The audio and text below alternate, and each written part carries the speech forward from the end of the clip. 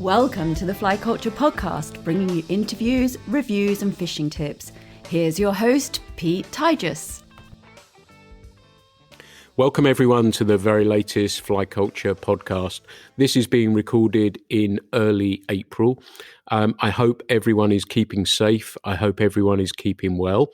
I'm really excited to be speaking to a good friend of mine, Stan Mankov. He's over in Bulgaria. And we're going to learn today a little bit about the fishing in that area and also in the Balkan area and some of the exploits he's been up to. And he does a lot. He's a pretty hardcore angler, really, really good guy. And we're going to learn a little bit about his fishing, a little bit about his life, and hopefully pick up some fishing tips from him as well. So, Stan, it's really good to have you here. Hello, Peter. First of all, I want to thank you for inviting me to take a part in this podcast.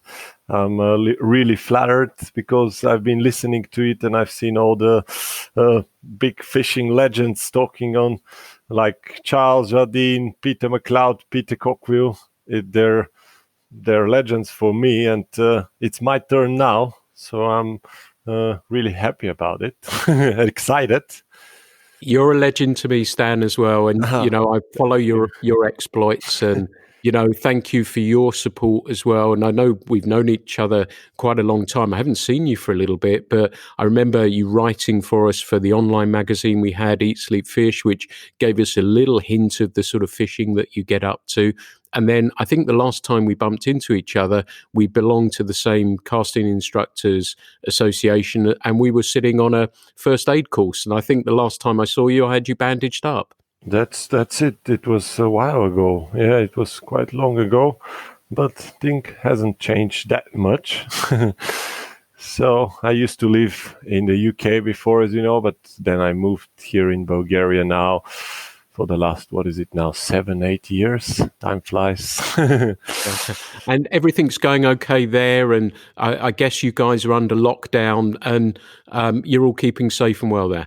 We are in the lockdown officially since the Friday 13th of March.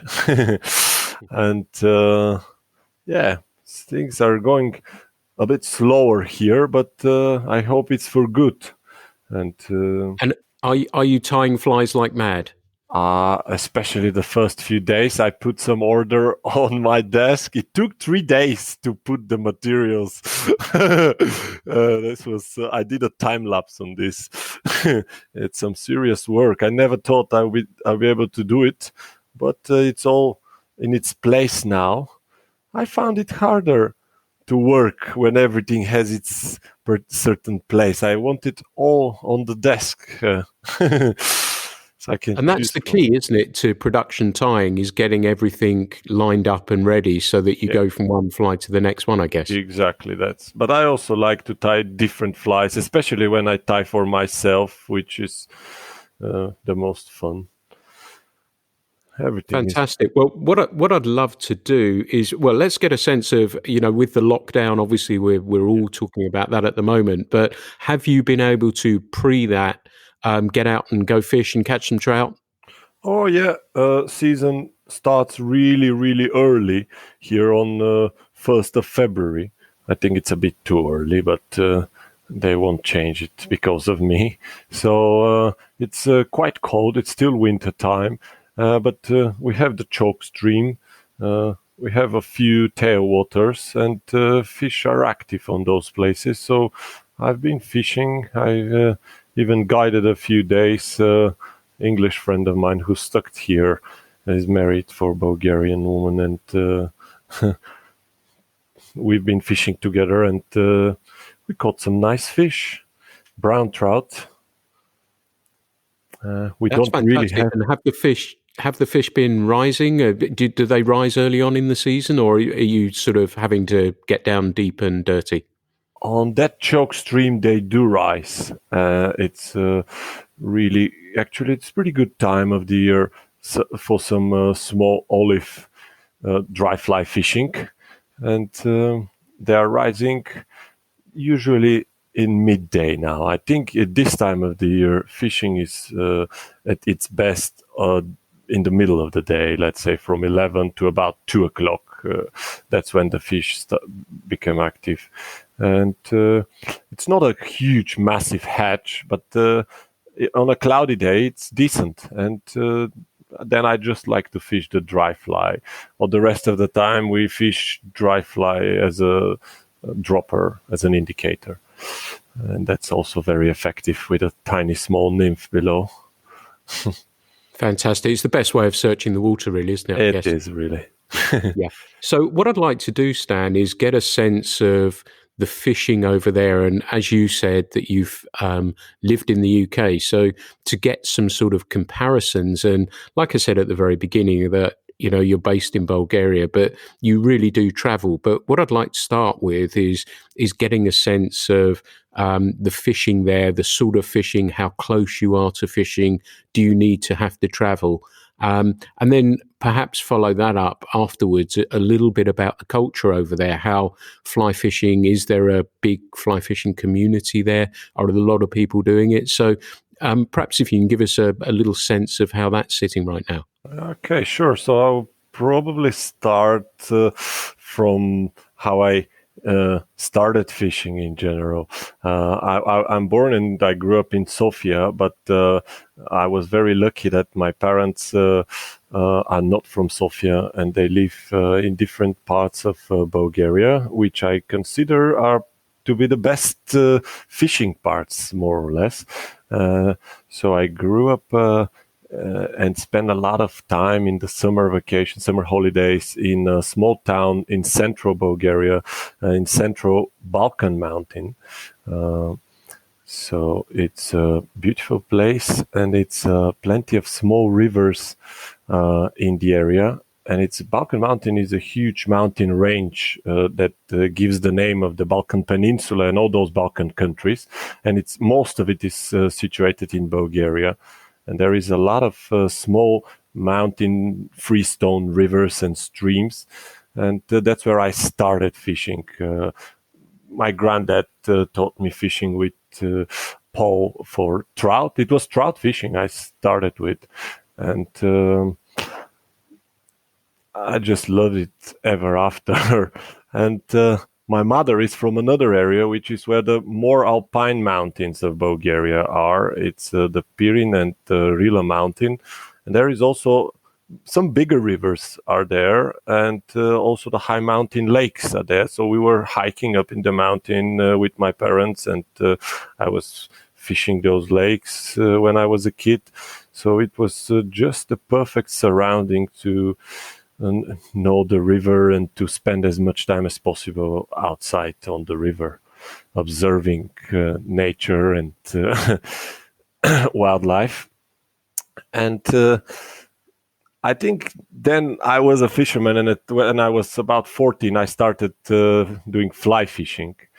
I get interested from the internet, from some magazines, and it's been fly fishing ever after. And yeah, then I moved to UK on a later stage of my life to study biology, but also to study more about fly fishing, because yeah, it's a lot to be learned there.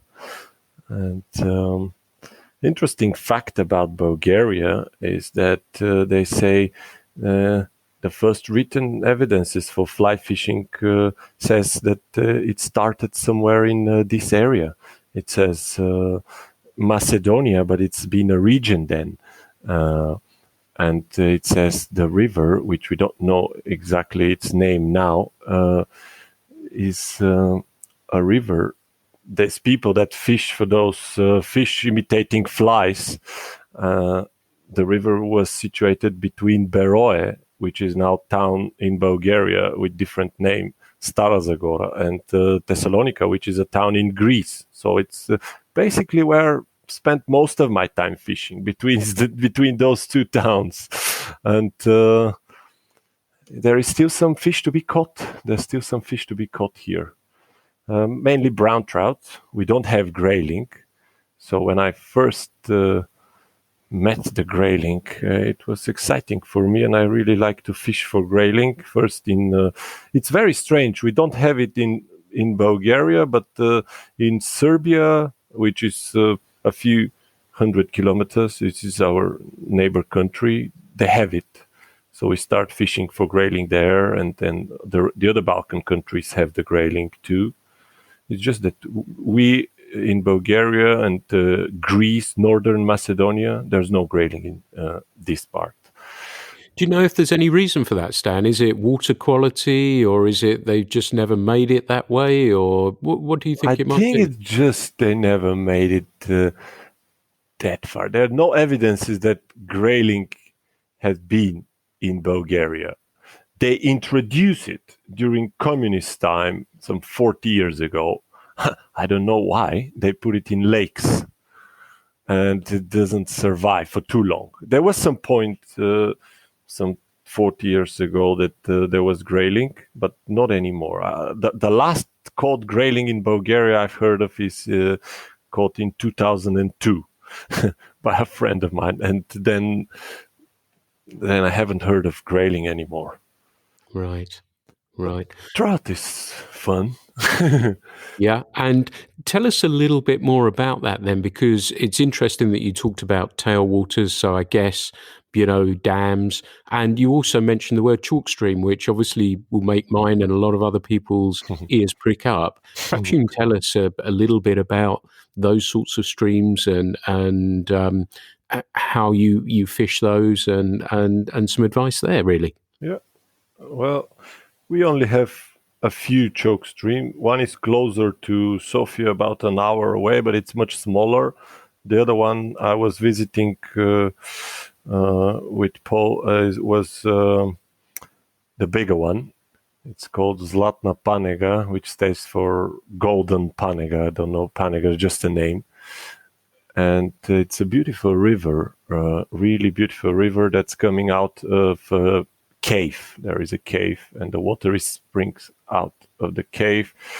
And it's not gin clear like the UK choke streams, but it's a proper choke stream, and it has all the weeds. It has plenty of well-fed brown trout there, a lot of insect life, and it's really nice choke stream.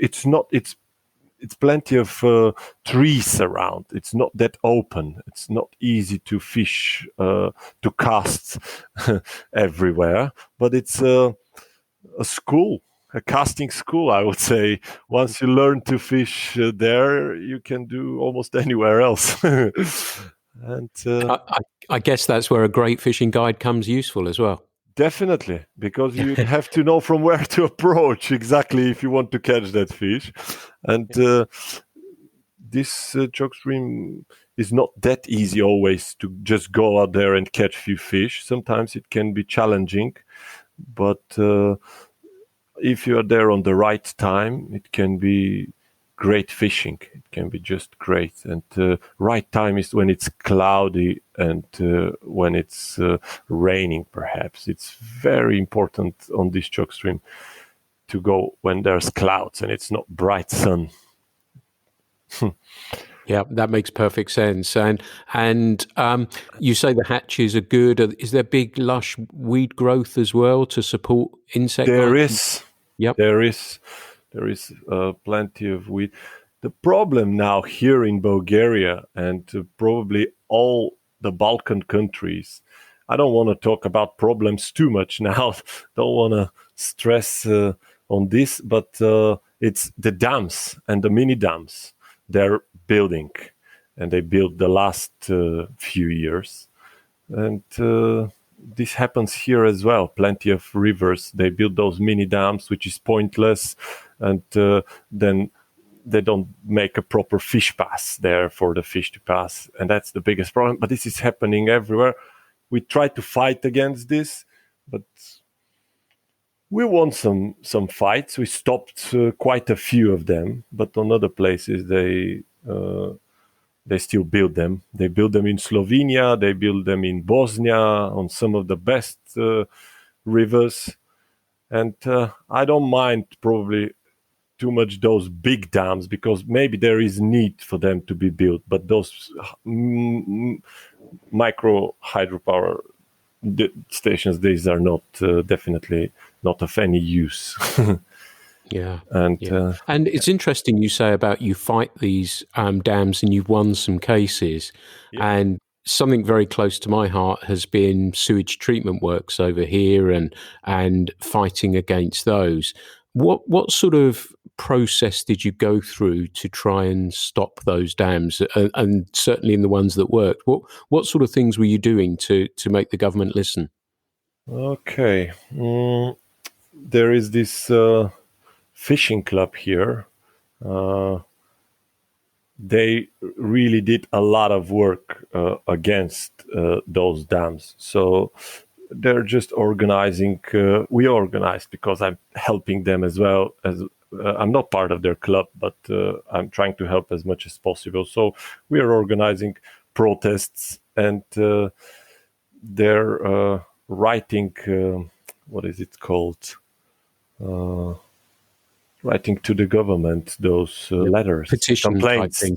They're writing those complaints, and sometimes it works. We also wrote a big complaint to the EU government, so they see how their money are being spent in our country, and that scares them. So they pretty much stop doing them now. But at some point, there were plans to build, I think, about 800 of them, mini dams. This is basically every little stream. Wow. And but they haven't built them all, and some of them because they skip some of the rules, or they don't do something properly, and they expect nobody to notice that. But of course, there are people that we are watching them. Yeah. That's really cool to hear, and really interesting that anglers are having an impact on government decisions as well. So it's heartwarming to hear that, and it's brilliant to learn about that as well. And you mentioned a fishing club, and that sort of leads in nicely to the culture of fishing in Bulgaria. Is it a big participation pastime? Are there lots of clubs, or are there a lot of people fishing? Is there a network of people? Well, there is plenty of fishing clubs, and about 7 or 8 fly fishing clubs, and we also joined in a federation now of fly fishermen, and we really try to not just criticize the government, but also to help them. And this has been of great use for the last, let's say, decade, because many things have changed for good as well. For example, since I think it's been 4 or 5 years now that we have here in Bulgaria only catch and release areas, only catch and release rivers for brown trout. Every brown trout should be released back in the water, and it's about 20 rivers. And this is really effective now, I think, because honestly, I think there is more fish now before, if we compare it 10 years ago, or even 6-7 years ago. So this is one thing now, and those clubs we organize every year, do some cleanups of the rivers, do some school for kids, try to educate them, and try to take care of the rivers, because this is relatively new thing here in Bulgaria. All rivers belongs to the government, to the country. They're a national treasure. There's no private. You cannot own a stretch of river privately here. So this is on one side it's okay, but they don't really take care of it properly. So then we have to take care of it and show them that the local community, the local people especially, want to take care. And there are good examples now. There are a few rivers that these things really works, and the local people are taking great care of those rivers. That's wonderful to hear, and it's fantastic to hear that you're encouraging youngsters in. The age group generally is perceived in the UK as older. Is it a similar sort of case there, or is it more like Scandinavia, where the fishing community is that much younger? There is quite a lot of enthusiastic young people in the sport now, but they're more interested in the competition part of it. They like to join a competition, or they like to compete, and I think it's good they're interested in fly fishing. But what I'm trying to always teach them and learn them is to do it to learn first to properly fly fish, which is done with a rod and line, casting the line, and then maybe if they want to learn these modern techniques, Czech, French, Spanish nymphing, it's all right. But fly fishing for me is fly casting first. I think I'm with you, and I know we touched on that, and it's not a snobbery thing. I'll nymph when I need to nymph, but But the nymph having can be done with a fly line too. yeah, absolutely. And coming from a sporting background, I think for me that the casting ties in with the sport part of it as well. That sort of application. I like to, where I can, make a nice cast and get a drag-free drift and everything else. Yeah. And I think that's probably one of the reasons I've been thinking since I've been doing these podcasts, because I ask the question a lot, and I've been thinking about it a lot as well, and thinking, right, okay, why is it that I like casting a fly line as opposed to, and I'll fish whatever's appropriate. I'll pull a streamer, I do whatever it is, and that's the fishing guide in me that will do that. But I do get a pleasure out of a nice cast and a drag-free drift, and that. Is it a similar sort of thing for you? It sounds like it. Absolutely. If I fish on my own now, I really pretty much only fish one fly and fish it with a fly line.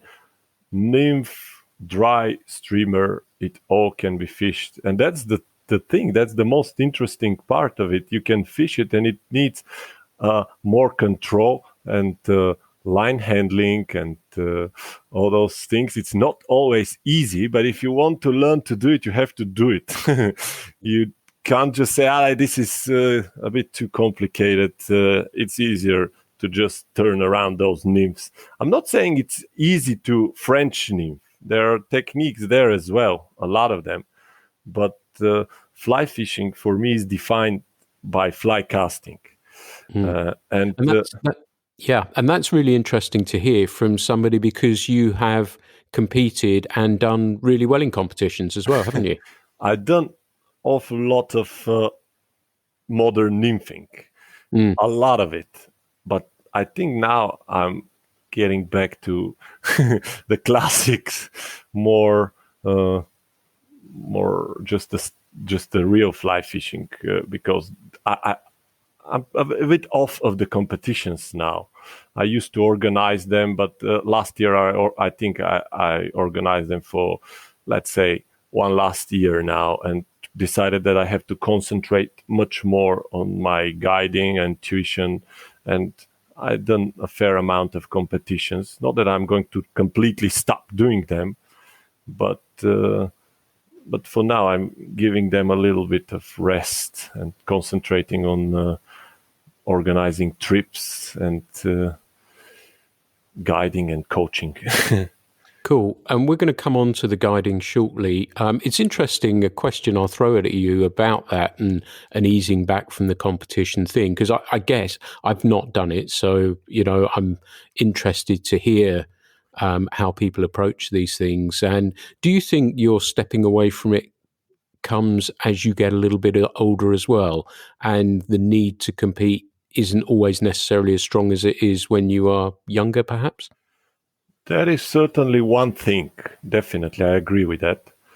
But I also think it's really hard for me. I've had hard time trying to organize a Bulgarian team, a whole team, to find sponsors for this. And it's a lot of effort that doesn't really go in the right direction, because it's a lot of effort and it still might not succeed for us here. Maybe if in another country it's much easier, but from what I've spoke with other anglers from all over the world, it's never easy to get in the team and to organize a good team. But I think for us in Bulgaria here, it's even harder at some point.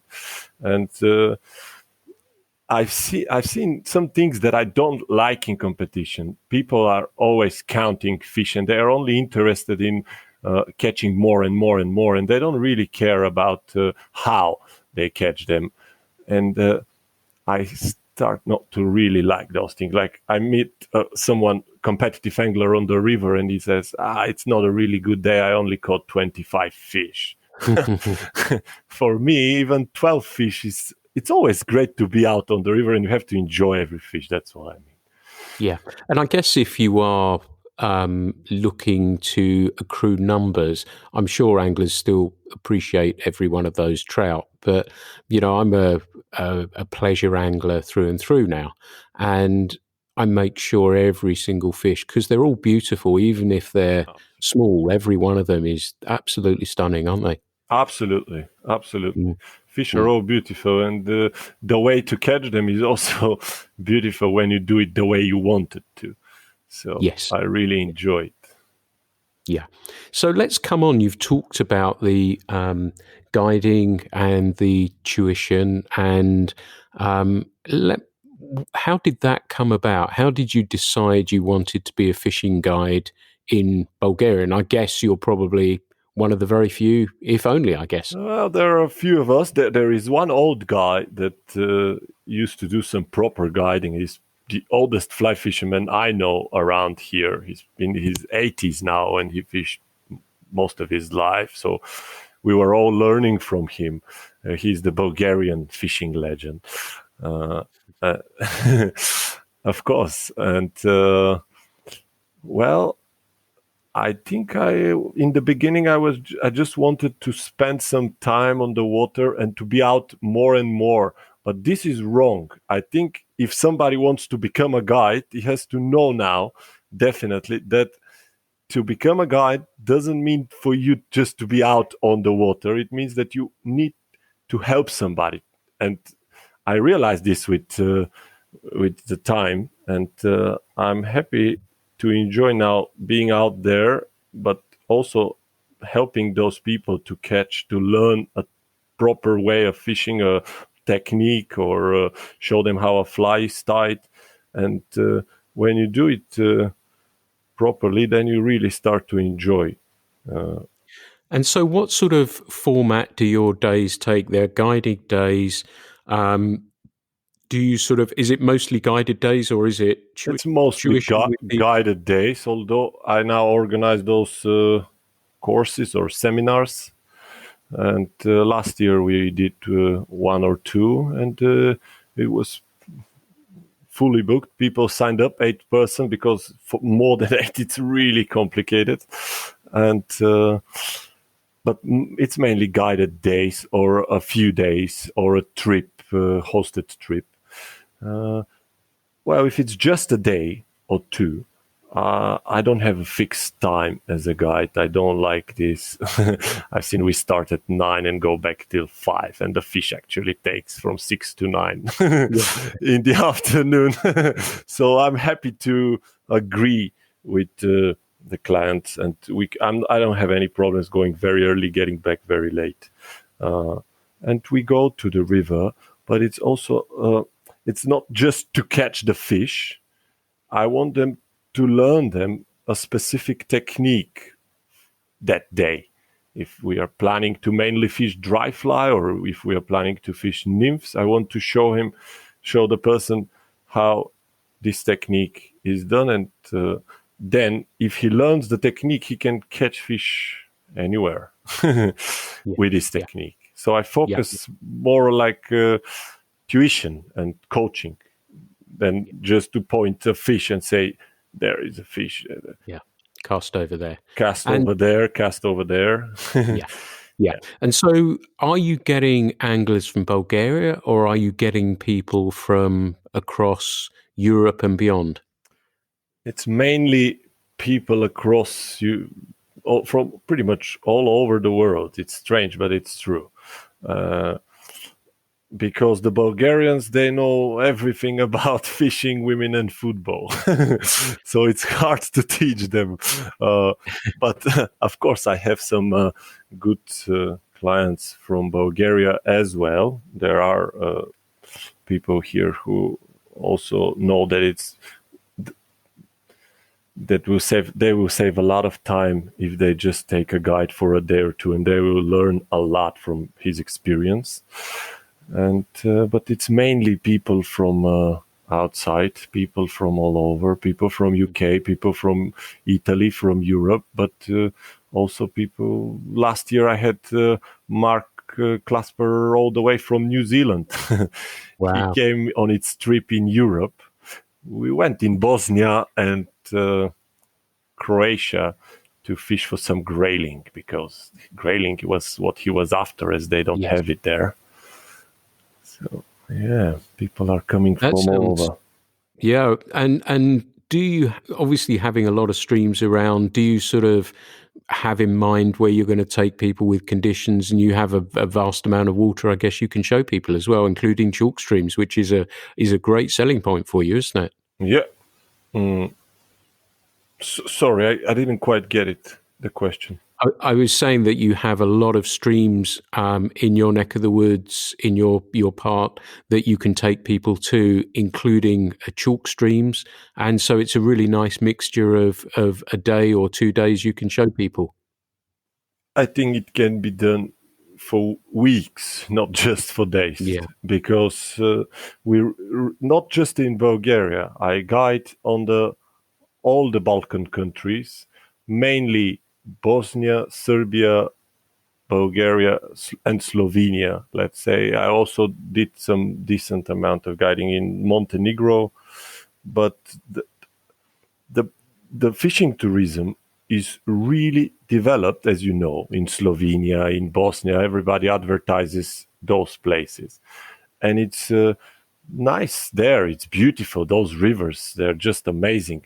But what happens there is, what I see is that we are on the queue there. There is a lot of people going fishing there all the time. All the companies make trips there, and it's something that I don't really like that much. I try to find another place. I try to find a small river, and this is when it comes to Bulgaria, it's an advantage. Usually, it's not overcrowded here on most places, and for me, sometimes it's worth it being the only person on the river, even if you're catching slightly smaller fish, than just queuing to catch the next rainbow. Yeah. Stop fishing And the that's a river. really great selling point as well, isn't it? And would it be fair to describe, relatively speaking, Bulgaria as still undiscovered as such? I know obviously you're guiding people and stuff like that, but do you think it would be fair to say, a lot of people haven't really discovered what Bulgaria has to offer? They haven't really discovered Bulgaria, and I will be honest here, and I think maybe Bulgaria, yeah, it's undiscovered, but there is even more undiscovered country for fly fishing, and it's Greece. Right. Greece is a really interesting country, because fly fishing is definitely not popular there, although it might have started there hundreds of years ago. But Greece have some beautiful rivers, and I'm visiting one that's about 5 hours drive from Sofia, and me and Charles Jardin went there 2 years ago. I invited him to come around, and he came, and we spent some great week out there catching some nice rainbow, and more rainbows there, and brown trout. But there's also plenty of other rivers in Greece, which I'm about to explore this year. It's on my list to go further south in Greece, and I know there are more rivers there, and I heard there are some nice fish, and there it's really wild. Wow. And fish are wild too. It's brown trout mainly, apart from this tailwater we've been to with the rainbows. So I, yeah. it's unexplored here. It's not. It has its advantages, but also disadvantages because, as I said, there is no clubs and organizations that take care of certain stretch of the river. So you buy a week or year ticket to fish, and it's usually not expensive at all, or you don't even need it. Like in Greece, you don't need a permission to fish freshwater, and that can be good, but it also has its bad things because then everybody learns that there are fish there and they can be caught, and then more people start to go there. So Yeah. Yeah. I remember when you first started discovering and you sent me an image oh, and you said, don't say where it comes from. this And was so that what happens yeah. with that river. Uh, I fish it now for I think 7 years, and when we first discovered it, it was like 4 or 5 of us going there, and for days you don't meet anyone on the river, and if you meet someone, it's it doesn't know really how to fish. He's a local guy, and we were catching some massive rainbow trout. Somebody stocked those fish there, probably when they were building the dam. Some Austrian company built the dam, and they stocked those rainbows. And I think they might even reproduce there, because there are every year they're all kind of sizes, all fish, and they look really fresh. They look perfect. And they grow big as a rainbow can grow.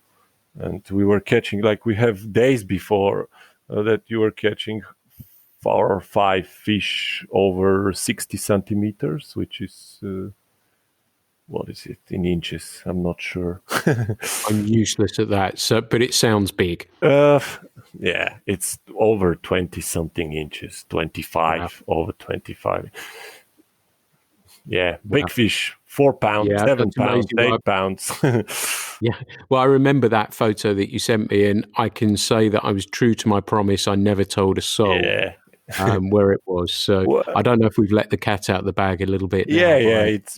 I've guided a few groups now from UK, from Germany, from Holland there, and it's not that easy recently, but fish are out there. I know where they're fish. There are 20 kilometers of river, and last October, season last till end of October there. We were there with a group of German guys. They were just coming back from Czech Republic, catching easy fish, Czech nymphing. And I said to them, okay. They said, we expect to catch about 20 fish a day. I said, okay, that might not happen here, but I will teach you how to properly fly fish, and you will catch, if you learn, you will catch some decent fish. And they all caught fish over 4 pounds. Wow. For these 5 days. So they were really happy. They said, we learn a lot at the end. That's fantastic, isn't it? And all these things. One of the questions that's just come into my head while you mentioned that, because I was thinking of Greece, I was thinking of the mountain ranges. And is it similar in Bulgaria? Do you get runoff from the snow? Yeah, it's the same mountain. It's just the Greek part. Right. It's the Rhodope mountain. So it's part of it. The bigger part of it is in Bulgaria, and the other part is in Greece. And yeah, it's mainly snow-fed rivers. So the good season is now, April, May, June. Then we have some problems in the summer with low water levels and dry. Last year was really dry. And but then we can fish the tailwaters. It's become popular now. Quite a lot of trout in those tailwaters. We mainly have smaller rivers here in Bulgaria. We don't have those big rivers, big trout rivers. We have smaller rivers and streams. But fishing a 3-4 weight rod from 7 to 9 feet, it's just perfect. That sounds my idea of heaven, I have to say. You're just I'm almost, if it were possible right now, I think I'd be booking a ticket while we were talking. It just sounds for not all of it as well, and to see Bulgaria would be fantastic. And you said you head into the Balkans, and there's some fun and interesting fishing over those neck of the woods as well. Oh yeah. I would say the Balkans are a mecca for fly fishing. Okay, let's leave Bulgaria on the side, but Slovenia, Bosnia, these are just paradise. They have a lot of river, and it becomes really popular there. But there's still those hidden places. But it's a lot of rivers and big rivers, and a lot of fish to be caught, brown trout and grayling, some big grayling there, over 2 pounds on places. I know most of those places are popular now, like the Ribnik River in Bosnia, but it wasn't that popular 10, 12 years ago. So they gave a good example how sustainable fishing tourism can be done. And I still use it, for example, trying to convince people here that it can be done the same. It can be the same in Bulgaria. Well, fingers crossed that works for you. And it just sounds the variety of fishing that, relatively speaking, is pretty close to your doorstep, or you can move It is. between. The nearest trout stream is the nearest one is probably 10 minutes with a car. And there's another one further out, which is probably 20, 25 minutes driving. And these are tailwaters below dams near Sofia. And we can fish them below the dams. And there's also trout above the dams where the river flows free. And it's good amount of brown trout there, and especially on this one that is 25 minutes drive from my home. I call it my locus, my home stream. There's a good mayfly hatch there. So I love to fish there in May and June when the big danicas are hatching. And I'm just thinking people are paying a lot of money to go fishing when the danicas are hatching somewhere in UK. And I have it just here, half an hour away. Yeah, it's just, I have the same here too. And I was talking to somebody the other day about it and saying, we have a hatch that the fish get locked onto, but it's not, your fly when you cast it out isn't going to be lost in a cast of thousands. So there's a pretty good chance you're going to get whacked by a trout. And there are so many little places that are cheaper, affordable throughout the UK and Europe, from what you've just been saying as well. Oh, yes. A day on a big name piece of water in Mayfly, you could actually head elsewhere. A week somewhere else.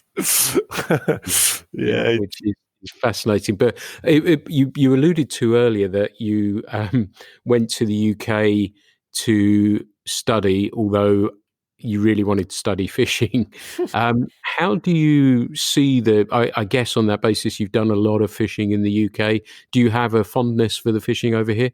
Yeah, I did a fair amount of fishing in the UK, and I love it. I learn a lot.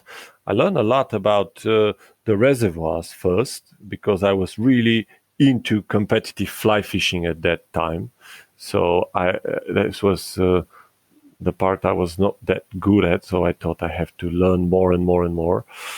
And I started fishing those reservoirs, Grapham Waters, Rutland, and I did some fishing there, but it's not exactly my type of fishing. I'm a river fisherman, so I then searched for trout streams, and I was based in Cambridge, so that not that many around there. But I went to the choke streams. I went to the Test, to the huchen a few times, and it's great there. It's just perfect. I love it. I'd love to go there again and fish the Test again. It's been a while since my last time.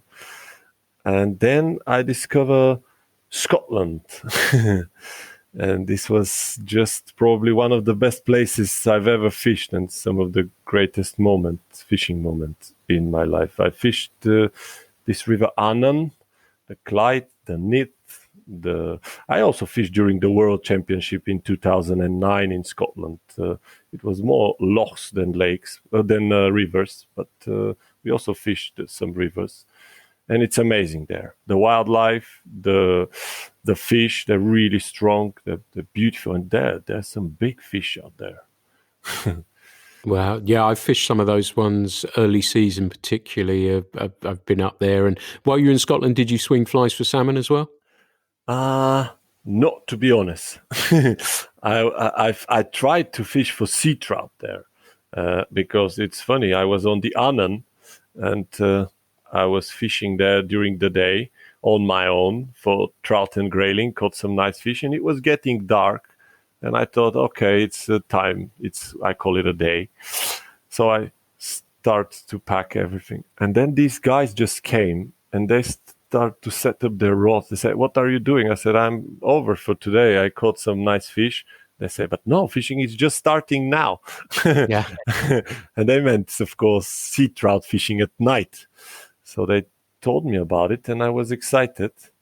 And I tried, caught one or two fish, and I think it's something really, really exciting to do fishing at night for sea trout. I'd love to do it again, to try again. Yeah, they're fascinating, enigmatic fish, and I actually prefer to try and catch them during the day because it's seen as a nighttime pursuit. So, and particularly as we come back to the Danicas as well, when the mayfly are about, they'll rise, whether they're eating or whether it's a habit. They'll rise, and we catch sea trout on dry flies. And I remember guiding someone once, and I knew where sea trout would sit. And I think a lot of it is knowing whether they're there or not. And I knew it would be a hot spot for where a sea trout would be. And we tied on I think it was can't remember what the fly was now, French partridge, I think now. Mm-hmm. And he cast, and a huge great head came up, ate the fly, and then leapt around and leapt out of the water. And we saw him, and he was a good 8 or 9 pound. It was a really, really big, fresh sea trout, which can get any better. Pinged the leader eventually, and then a little bit later in the day we went to another beat, and he caught a smaller one, about 1.5 pounds on a mayfly pattern as well. So I kind of like that, and I find it really good fun as well. Definitely. And you said salmon. I didn't have my chances to try for salmon in Scotland, but I went to Norway for the European Fly Fishing Championship in, I think it was 2008, or long ago. And then I tried to fish for salmon one day, and I hooked that fish. I was lucky on my first salmon fishing ever to hook a fish on the first time. And I lost the fish. Oh. And then it took me years before I really caught my first salmon. But it happened in UK. I have a good friend living on the South Tyne, and we are visiting him every year. And we are now organizing this trip there on the South Tyne. It's the Lambley Beat.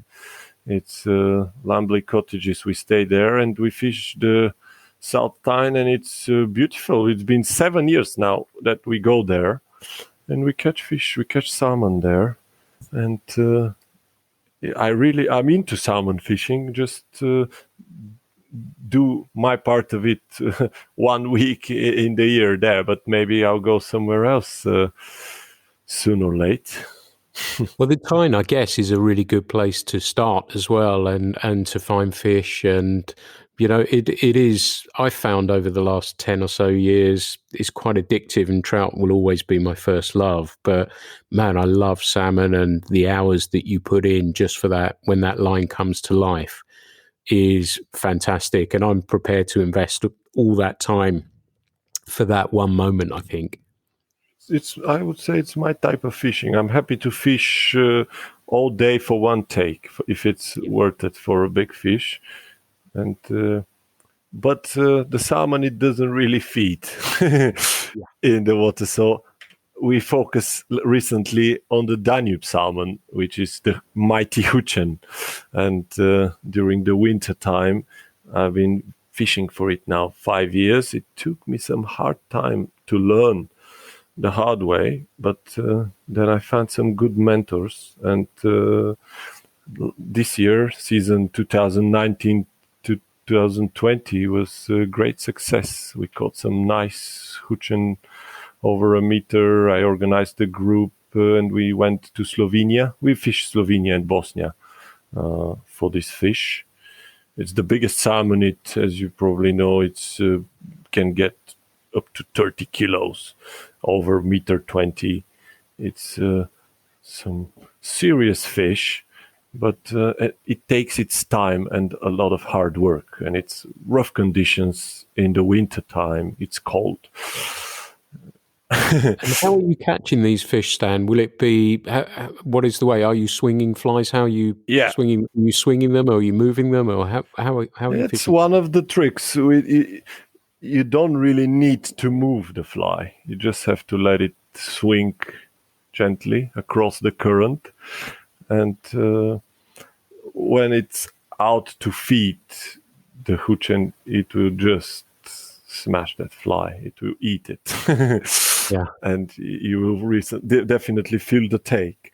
And then you have to strip strike it, which you better prepare for, because you might lose the fish of your trip otherwise. So doing a trout strike, I guess. Doing a trout strike. It's easy to say, you have to strip strike, you don't have to lift the rod, but it's really hard to do it when you have to do it. I even thought of tying my hands to the belt. So I guess when you're spending many, many hours chasing these fish, you don't know when it's going to happen. And I know exactly what you mean about strip striking.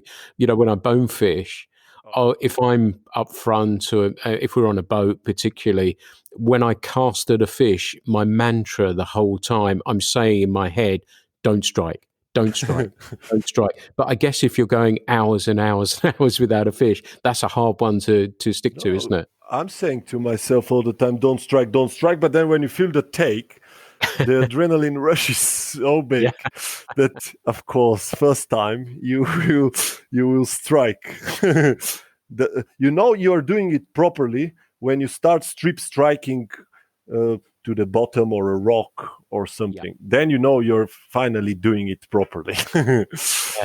And for our listeners, Stan, can you tell us a little bit about huchen? Because I guess we don't have them here, and if people haven't heard of them, or how would you describe them, and what sort of sizes do these things get to? I guess they eat other fish, but what sort of sizes do they get to? Total top predators, top of the food chain in the river. And they inhabit all the Danube tributaries, upper parts of the Danube tributaries. And it's a bucket list fish, I think. It's not the greatest fighter ever, probably like a salmon that's been in the river for a while. But they can be very strong because they get big. And it's, as I said, streamer fishing, some big streamers, let's say 6-7 inch streamers, over 10 weight rods, 10-12 weight is a good rod. Some people use double handers. It's effective because there are places where it's hard to overhead cast the fly. And if you have the right line, it's a bit hard to turn over a heavy streamer with the double hander. But it's effective. And as I said, it's hard work. You have to know where those fish are, and then you have to search for them. And a good guide can really save you maybe a lot of time. And when they're out to feed, then they're active and you have bigger chance. But this doesn't happen often. This can happen like once in 10 days. They're out. They don't feed very often. They just go out, eat a grayling or some white fish, and then they just lay it down. And usually the average size, it depends on the river, but a decent huchen is considered to be over a meter, I think, because these 60, 70, 80 centimeter fish, they're good, but a proper one is a meter long one. And this year, I caught my first meter huchen. Well done. Many A congratulations. few of them. So yeah, so I think I know what I'm doing now, and I'm having the confidence now, and I'm looking forward for next season, and I really hope it will be all fine then, and we'll be catching them in Bosnia and Slovenia. Fantastic. And it's really interesting you talk about those, because in the current spring issue of Fly Culture, we have Peter Morse, and he's gone to Mongolia to catch taimen. Are they similar to huche? Huche? I guess they really are, because it's their relatives. Yeah. And I never fished for the taimen so far, but it's next on the list, really. And they are similar. From what I've read and heard, the taimen is it goes for the streamers. It attacks on the surface. It can be caught on not a dry fly, but an imitation of a dry mammal on the surface. And the huchen, it's really hard to make him right. It can happen, but it's really, really hard. But I guess it's pretty much the same. I find it all similar with these fishing big streamers with 10 to 12 weight rods. When someone learns to cast those big streamers and to strip strike, this I find really important, then you can catch a lot of different big fish, some big predators out there, isn't it? It's the huchen. You can fish with big streamers. I see those guys fishing the dorado, the saltwater fishing. It's pretty much casting streamers and strip striking the fish. Pike fishing too. Yeah. It's not that different. It's just that it's not that different. In pike fishing, you just strip slow. Yeah. And yeah. Yeah. And I remember a video you sent me that, again, we put in Eat Sleep Fish if you're on a pike fishing trip. But before we go there, I just wanted to ask you about Russia, and if you fished over in that part of the world, because it's something I know virtually zero about. And that must be an untapped resource as well when it comes to fishing. It definitely is. That was our plans with some friends here for this autumn. But we will see. I haven't fished Russia, haven't been there yet. But there is some of the best parts, especially when we talk about taimen. It's Siberia, and we were looking at this island of above Japan, what it was called, Sakhalin Island, and there is this endemic taimen there, which is a really beautiful fish. It's the most beautiful taimen of all, I think. So hopefully it will happen that we go there and try to catch one. And it's untouched there. It's just, I don't know, those places. And those places, the untouched and unexplored, undiscovered, they're the things it sounds like really are of great interest to you.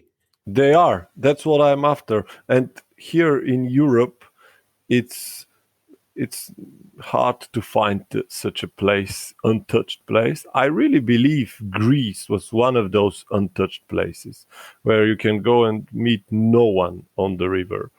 Well, of course, the Scandinavian countries are quite untouched, but we went there 2 years ago in Lapland with a friend of mine, and we even flew with a helicopter to this Tionajok fishing camp, and I was surprised. It's so many anglers out there, and some of the fish have the lips torn apart a little bit. So there is fishing pressure even on those places there. So it's really, really hard to find untouched places now. And it sounds as though you are a salmon angler in the making, really, with the species you're preferring to chase as well. Maybe yes. Maybe I'd prefer sometimes to really put some effort for one fish, just to catch one fish. Yeah. Well, those hucho sound amazing and really super interesting. But let's move on to pike then, because I know you do a fair bit of pike fishing. Where do you do your pike fishing? Well, I started doing it in UK on the River Cam. That's where I started fly fishing for pike, and I realized soon that my streamers were way too small. So I have to grow bigger, make them bigger and bigger, and I don't know, it can be really big, the streamer for pike, but it's not always necessary. And then when I moved back to Bulgaria, I fished some pike here. We do have pike, not that many, but we do have pike. Some really good pike fishing I did in Serbia. There was this natural reserve there, this lake that was not allowed for fishing, but then they opened it. And there was some huge pike and plenty of them. So we started going there on this lake Joca, and we were catching a lot of pike and big ones as well. And that's where I done some good amount of fishing for pike. But the last few years, I haven't done that much of it. But was that the lake that was in the video that we? That's the one. Yeah, that looked phenomenal. The whole trip, the friends and the company you had and everything just looked an amazing. It was perfect, and it doesn't cost anything at all there because it's pretty cheap, everything there, especially in this part of Serbia. But now a lot of people know about it, and there is some good fishing there for pike, but it's popular now. Before, when it was just opened, it was amazing. But it's a beautiful scenery, a lot of birds, a lot of wildlife. We've seen once we were there fishing, and we heard that noise, and it sounded like wild boars. And we looked, and there were these family of boars swimming through the lake to the island. There is an island, so they were swimming right in front of us. I found it spectacular. Wow, that does sound absolutely fantastic. Now, talking of animals, I know you have a beagle, and I've seen him again. He was in one of our articles. Do you take him fishing? Tell us a little bit about him. Yeah, I have my beagle, Firsty. It's Firsty because he was the first one to be born from his family. Yeah. And I used to take him fishing more and more, but not that much now because beagles. I'm telling this to everyone: don't take beagle if you think it's not a good fishing dog. It's not a good fishing dog at all. It follows its sense of smell. It smells something and it just follows it, and it's really hard.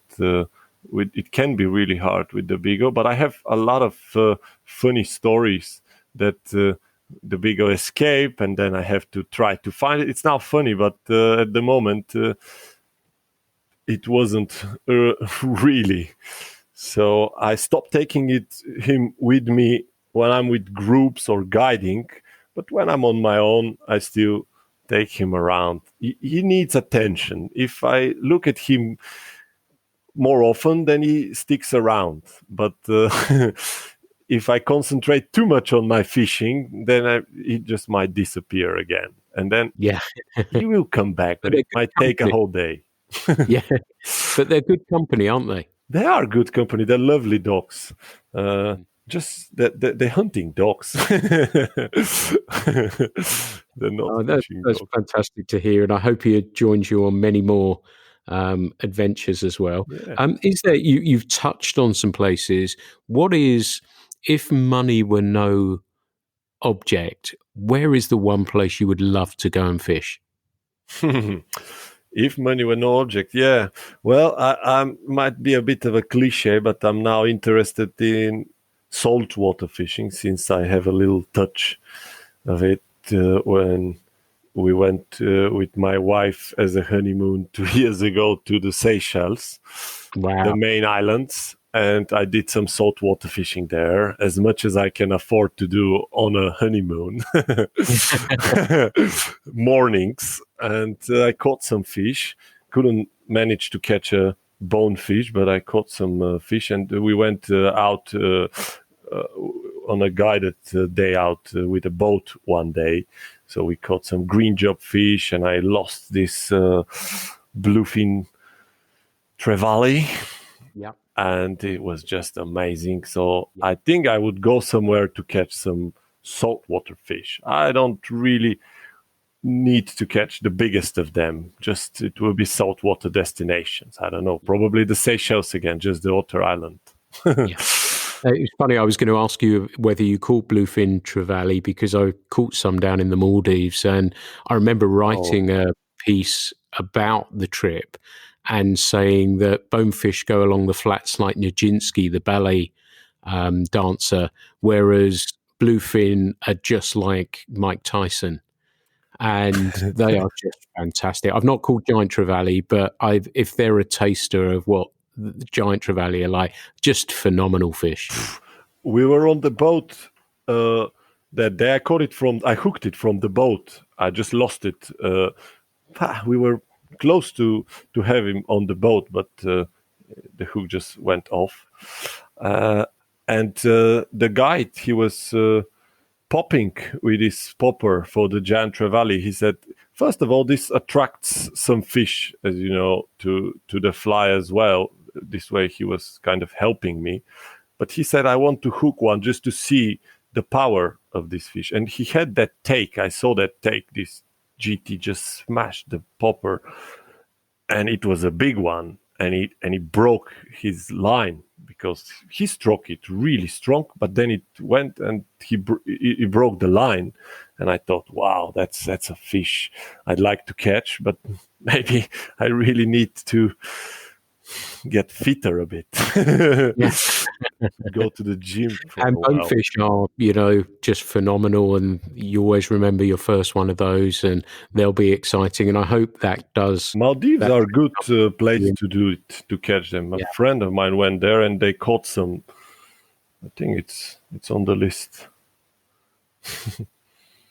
Yeah, phenomenal fish. They're all fantastic. That's the great thing about fly fishing, isn't it?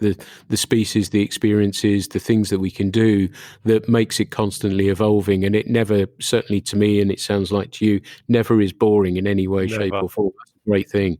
Never. It's never boring. For me, the essence of fly fishing is trout on a small stream with a dry fly, sight fishing if possible.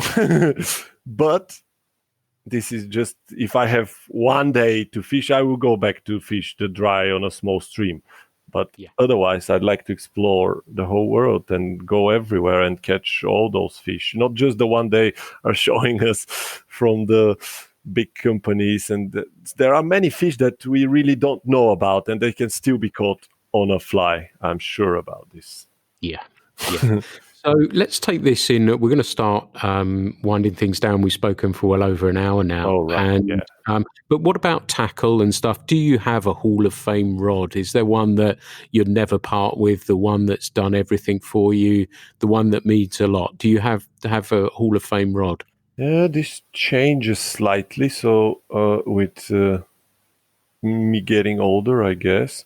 If it's, let's divide it like this. If it's modern nymphing technique, Czech nymphing, French nymphing, I have this old GMC Elite series fly rod, which I caught a lot of fish with. And if it's this type of fishing, I'd love to use it.